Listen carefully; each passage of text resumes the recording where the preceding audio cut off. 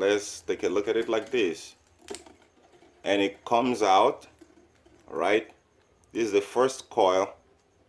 I want you to take this as the first coil.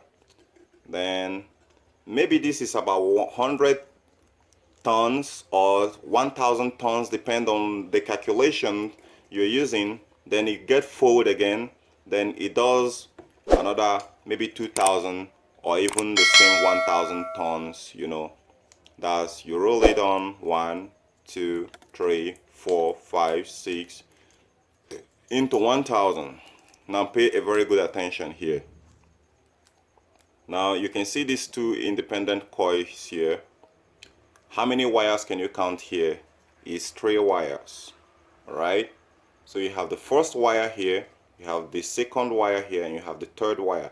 That's exactly how this motor is wired. All right, now for most of you, that is how this motor is wired. So the center tab here is not the full coil. If from here to here it's not a full coil, if you have to get the full coil, the power, the strength, and the magnetic field in the full coil, you're gonna tap from the first one here and the second one here, which is the starting of the coil and the ending. But here it has, if you want to get the half speed, you have to tap from here. So even if you divide here again, you're gonna be getting much more lesser speed. All right, so that is exactly what it is here. And where we're gonna be making the connection today from here is gonna be between this and the two ends here, because we want the full power of this very motor here running. So let's keep this aside and we give you the practicality of what it is.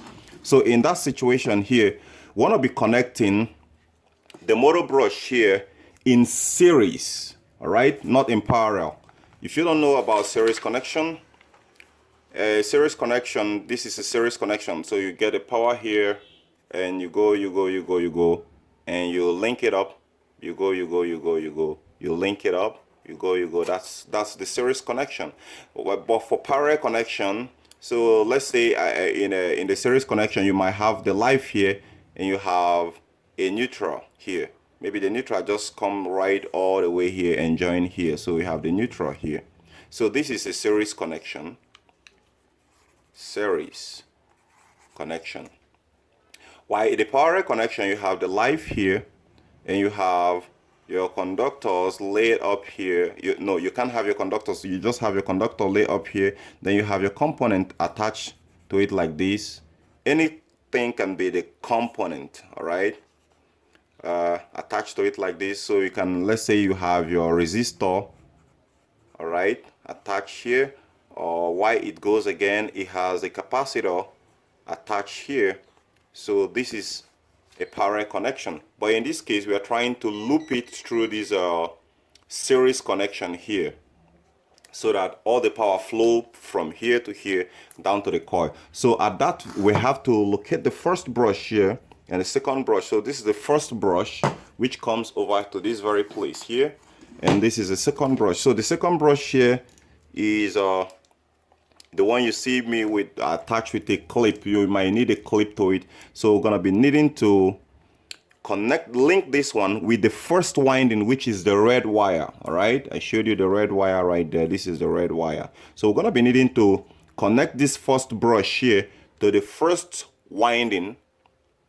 All right, then so we're gonna be linking these. We're gonna be taking the first power.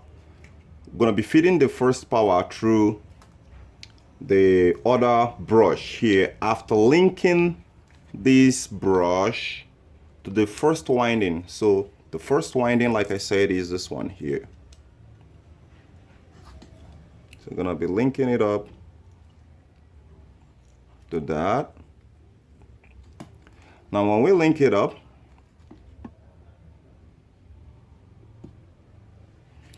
you might link it up from here, or you probably link it up through the pins here, because the first winding here, you can pinch these two wires and join them together. These very two here, you can join these two together. I hope you can see what I'm doing. You can join these two together. So that is equivalent of what I did here. Now the next one here, you're going to be feeding this first power from the from your power source, the 220 volts is going to be going straight into the other brush right there.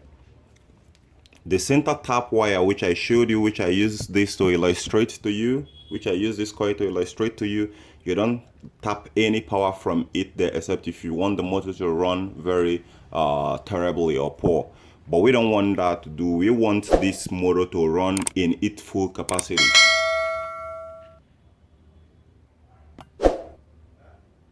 So due to that fact, the next phase where we're going to be, after connecting this, after doing this very connection which I told you here, then this last one here where is the end of the motor.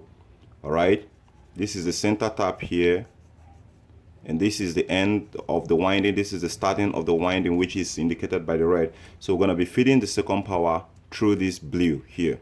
So what I'm going to be doing right now is I'm going to be finding the pin. I'm going to be connecting through here.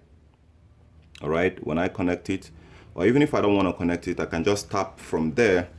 Then this motor should be able to spin. So let's go ahead. Let me plug in the power source and we test the power again and be sure that it has power. Okay, now go over here and test it. And we're getting about what? We're getting about 187, 185. I hope you can see it. All right, so let me hold it again.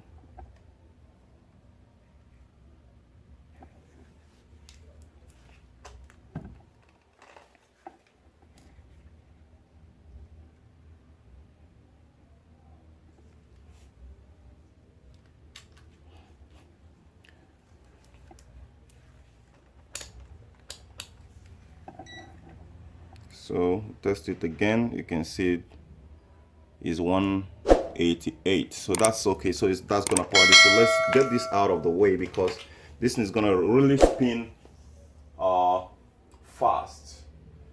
So let me get something like a clip here, but for the purpose of testing you have to be very sure. You might need to tape this so it doesn't interfere or electrocute you, because you're dealing with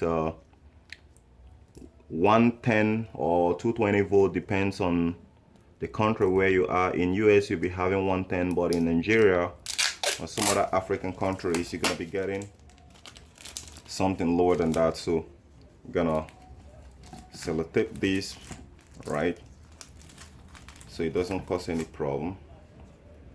Gonna get another one here, so let me put it right here. Maybe I can just put a piece of paper to it to show you that this is running.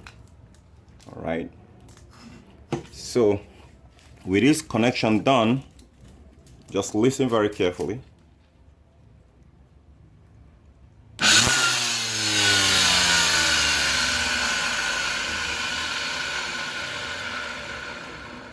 Can you see that?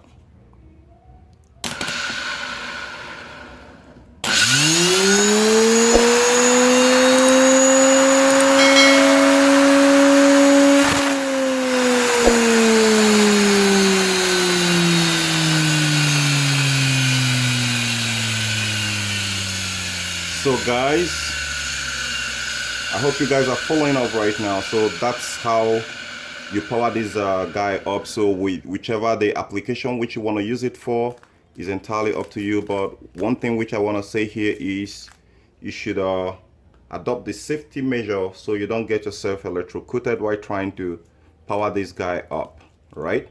So if we look very closely, there is some sort of spark. Let me show you. Let me turn it this way and do it again. There are some certain spark coming out of the carbon brushes.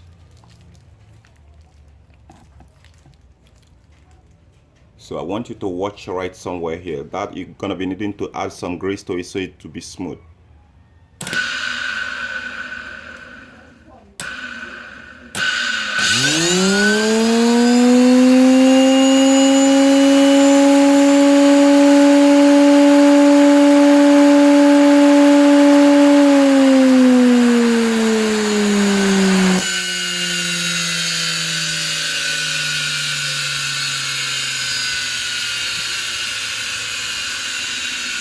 Okay guys, this is your BTG guy. I hope you enjoyed this very tutorial. If you have any question concerning any other further model which you want me to cover, you might just drop me a question below this video description. Don't forget to subscribe and give me a thumbs up, and I gotta catch you guys later. Bye for now.